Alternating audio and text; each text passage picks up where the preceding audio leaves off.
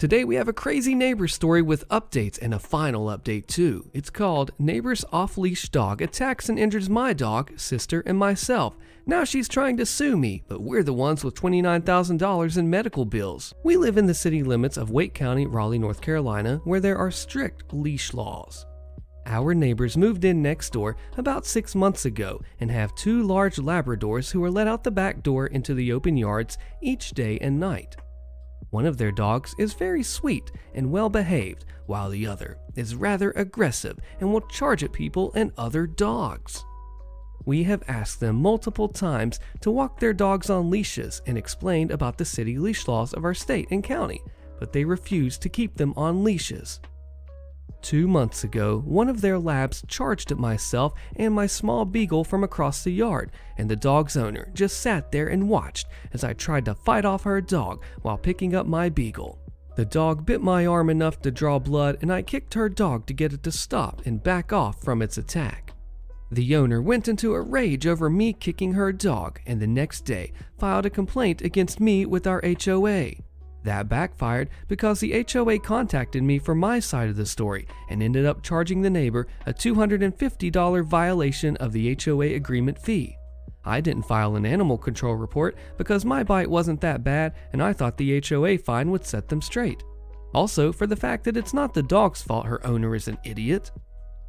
They continue to let their dogs run free, and we have multiple videos of them letting their dogs run free and of the aggressive dog running onto our porch and throwing her body against our glass door, trying to get at our dogs inside of our house.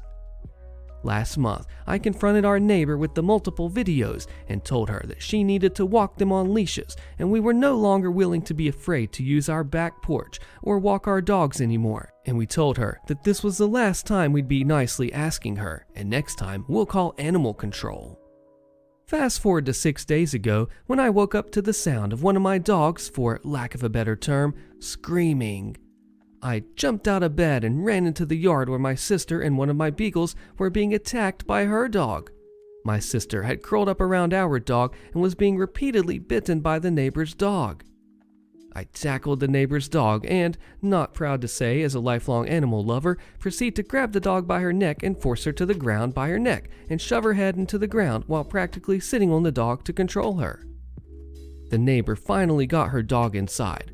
The results were, my dog had a huge chunk ripped out of her throat, multiple rips in both ears, 6 broken teeth on her bottom jaw, and a shattered front paw and broken arm, and multiple bites to her face and rib cage. My dog needed all broken teeth removed, pins in her arm and paw, dozens of stitches, and a skin graft, had no idea they could do this for dogs, to close the hole in her neck. My sister needed 38 stitches from the bites she received, and I ended up with 29 stitches from bites that I received, and all 3 of us are on a plethora of antibiotics and follow-up care, including rabies shots for my sister and I because her dog had no current shots. Those shots are not pleasant in any way. Our combined medical and vet bills are $29,000, with still needing follow-up visits for all of us over the next few months. She's refusing to pay anything at all and claims she is not at fault because our yard isn't fenced. She's also claiming she's going to sue us because apparently I broke 2 of her dog's ribs when I tackled her to the ground. I cleared out my savings account of $3,500 to make the basic payments to save my dog's life, and I don't have any more money to hire a lawyer. We can hardly afford the copays on our insurance to get our rabies treatments and prescriptions filled.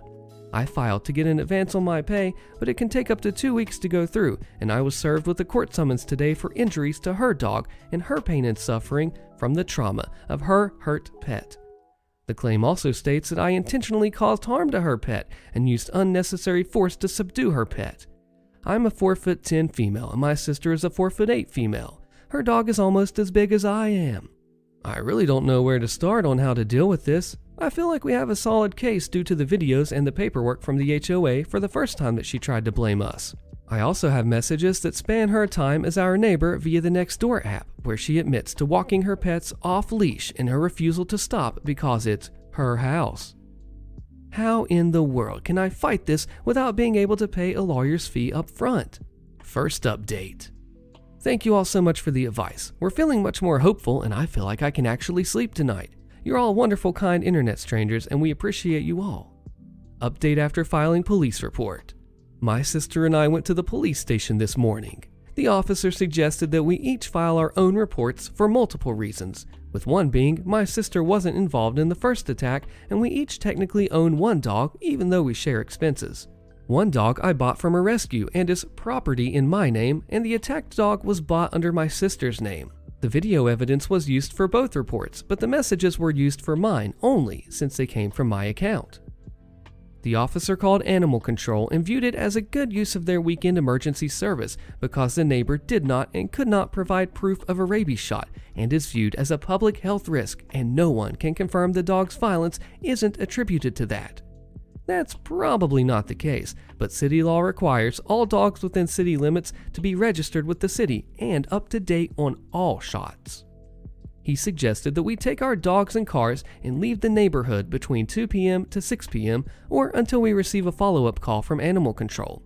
He also suggested that we call our homeowner's insurance after we were done at the station and had a police report to give them. The police took photos of our injuries and said that we need to take pictures of our dog once we got home. We already took photos of ourselves and dog last night after reading through the comments on here, but they wanted their own to file with the report. We asked about getting a protection or restraining order, but he said it would be very hard to do because we'd have the burden of proof showing that she maliciously and intentionally used her dog to harm us or prove a history of stalking us. My boyfriend went out this morning and bought 2 cameras and a stack of SD cards. He has one set up to look out over our backyard and one looking out to where we park our cars and front porch. This lady is still letting her dogs run out free after the attack, and we can get that on video. My sister, dogs, and I are going to spend the night at my boyfriend's house tonight just so we can stay clear of this crazy neighbor.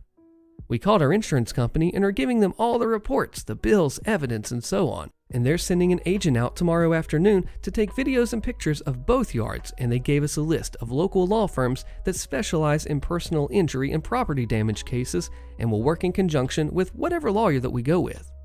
One thing the insurance company pointed out is that they don't see any law firm named in my summons and think that she may have filed and be representing herself. They also said the roommate texting us all week saying that they'd pay for everything could be viewed as an admittance of fault, but a lawyer would be able to confirm that. We did message most of the neighbors on our row, and a few of them have had bad experiences and are willing to write statements. The kicker is, the family directly behind us has a teenage son who took a video on his phone of the big attack.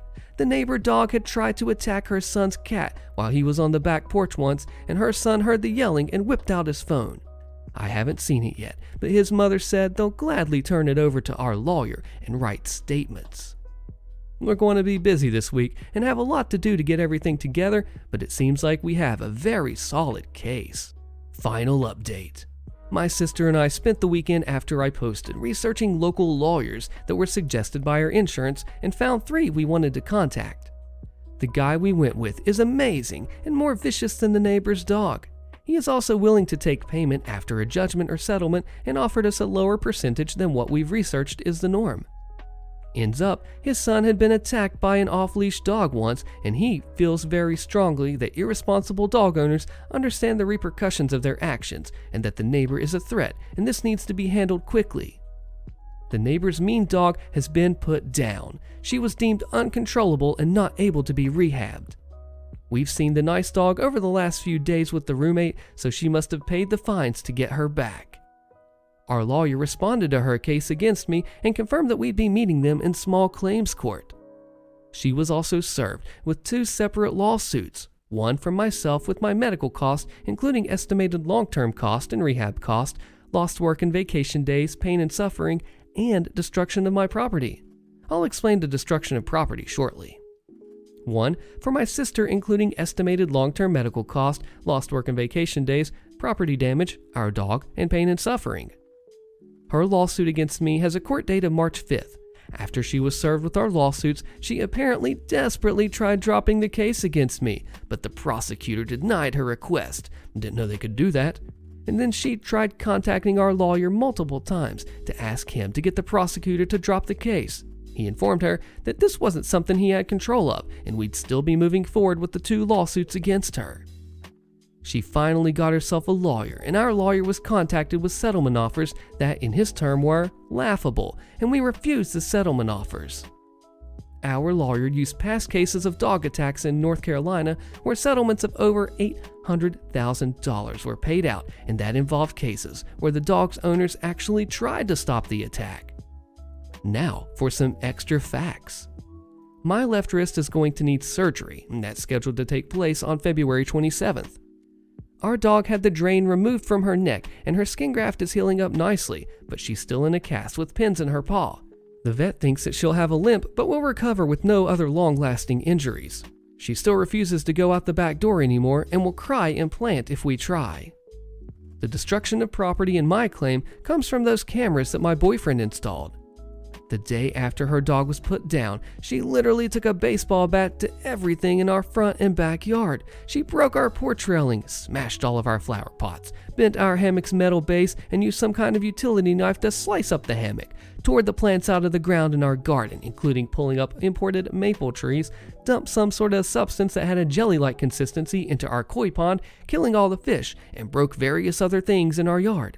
She, straight up, went on a rampage that was all caught on the cameras. She also left 2 notes on our door. One threatened to shoot our dogs and that she'd have someone beat us up.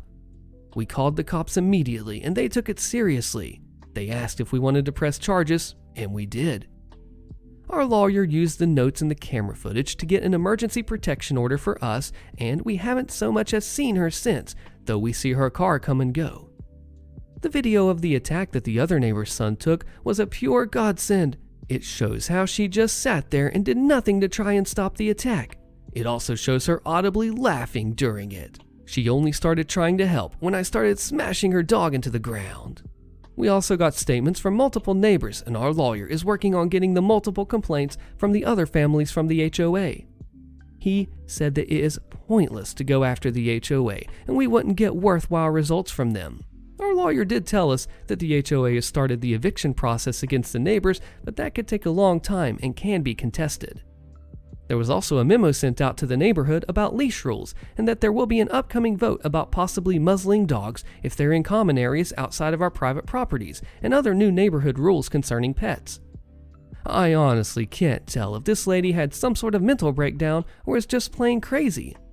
Either way, my sister and I both have our separate court dates against her in mid and end of March. OP also said about the case potentially not getting the much monetary compensation. Even if we don't get much of anything, maybe it'll at least make her stop and think more clearly in the future. And about the aggressive dog, thank you, I do feel bad that her dog got put down. I still feel like it's not the dog's fault that her owner never trained her, but she was dangerous. The follow-up post says, I know OP said they'd be sure to update, but it's been years since their last post or comment, and we have a good idea of the outcome, so I'm marking this as concluded. Do shady things, fire my boss, hide millions from your client? I don't think so. Posted by Texan Native 71.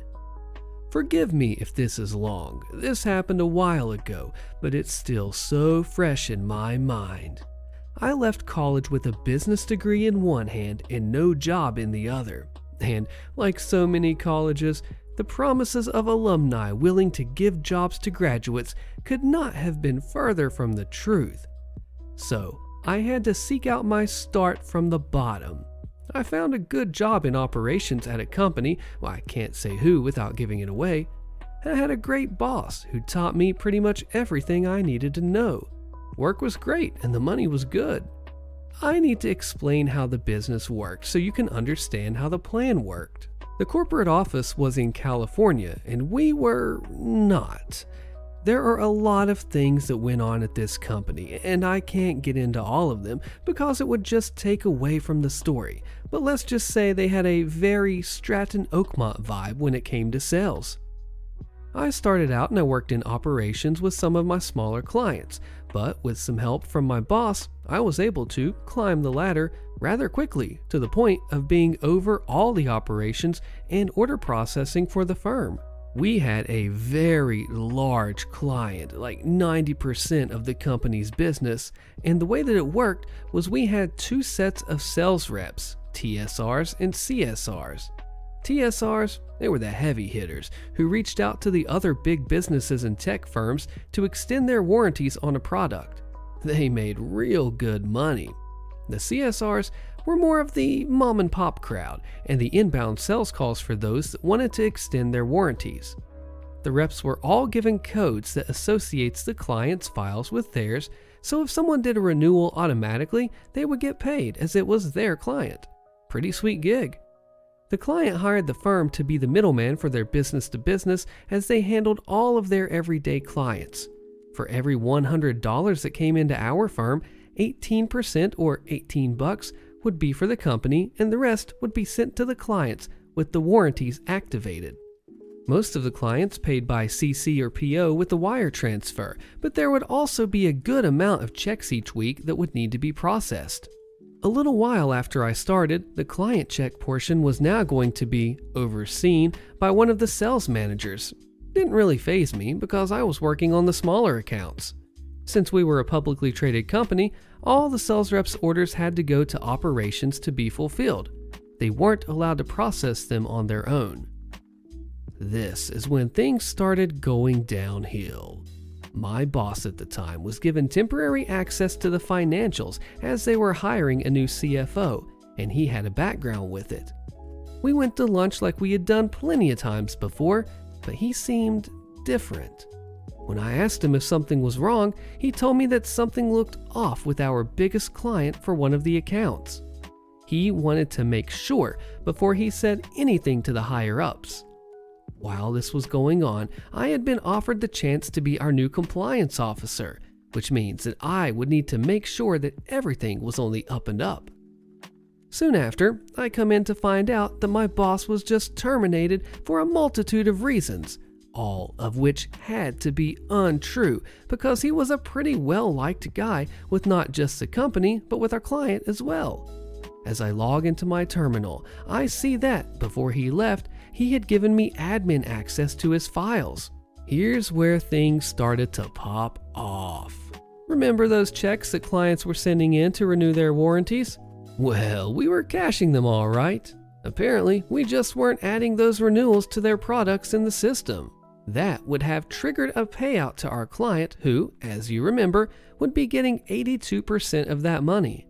Instead, they were just cashing the checks, keeping the money, and using the interest in the accounts, yes, in the mid-2000s, banks actually paid interest, to cover losses in their collections department. It was wild to see that this was happening, and something had to be done, so I hatched a plan. First things first, secure a new job, because it won't be a fun place to work after this. Done. My previous boss knew of other companies that would scoop me up. Put in my notice, and I stated in my exit interview that I just couldn't be a part of what was happening, even though HR was in on this. I wanted it on the record. Next, get approval for overtime for all the operations crew to come in on a Saturday and double pay them. They arrive early Saturday, obviously not too thrilled as to why they are there. But when I explain that if they complete the task, not only do they get their overtime, but they get nice bonuses, yeah, they were much happier. They spent the entire day applying all of those checks dated back years to the client accounts. I mean, we're talking millions of dollars. When all the sales reps arrived Monday, they were shocked as heck. Not only did they meet their weekly goals before picking up the phones, they made it into their monthly and quarterly goals too, 2 weeks into the new quarter. Cheers, partying, yelling and screaming, celebrating, except sales management. They went from being really excited to skeptical to confused to, oh crap, in about 2 hours. They realized where it must have come from.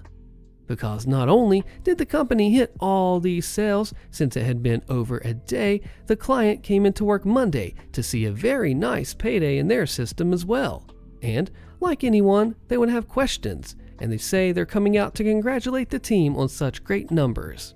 So, management starts scrambling because they can't figure out how this happened, and all under my boss's old login? On my last day, I arrive and I'm in the lobby. I've got my box for the last of my things," and so on. The guy walks up as he's waiting for the elevator with me, and we strike up conversation. He notices my box and jokes about getting fired, and I just tell him, hey, I had a great opportunity come up, so I decided to leave before crap hits the fan. And we laughed. Really nice, down-to-earth guy. He realizes we are getting off on the same floor. He asks if I work for X, and I say yes. He asks where, and I tell him operations, and he reveals that he is the CEO of our client. Ooh. We go our separate ways. Client shows up, and there's a big party. Afterwards, the client says that they would love to get a breakdown of where most of the sales came from so they can allocate more money to that department.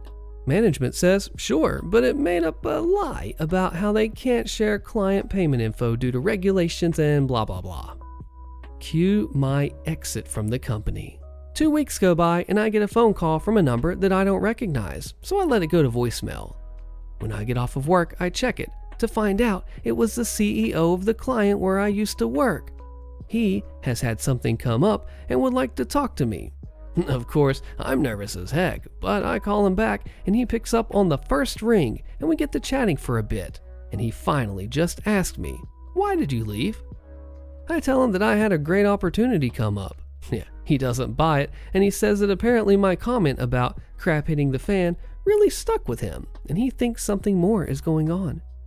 So after a little more prodding from him, I tell him, hey look, just look at collections and that's all I can say.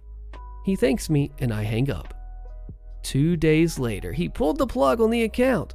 Apparently, my old company tried to threaten him with a lawsuit for pulling the account 3 years early.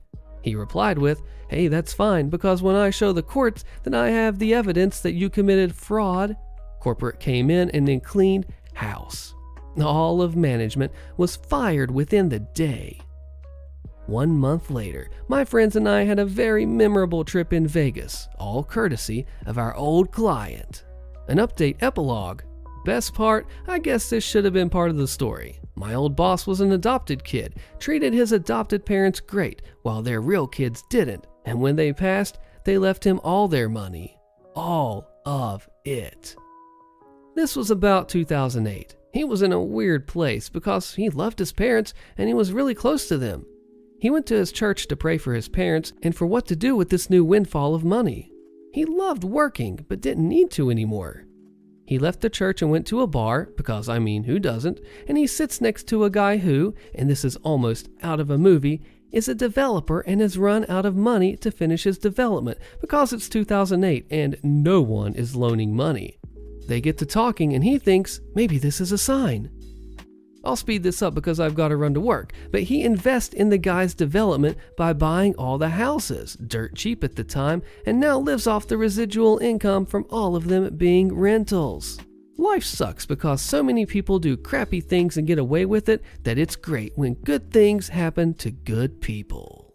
Karen puts a disabled man in my ER. I press charges. Click the video on your screen so you find out what happens, and I'll see you there.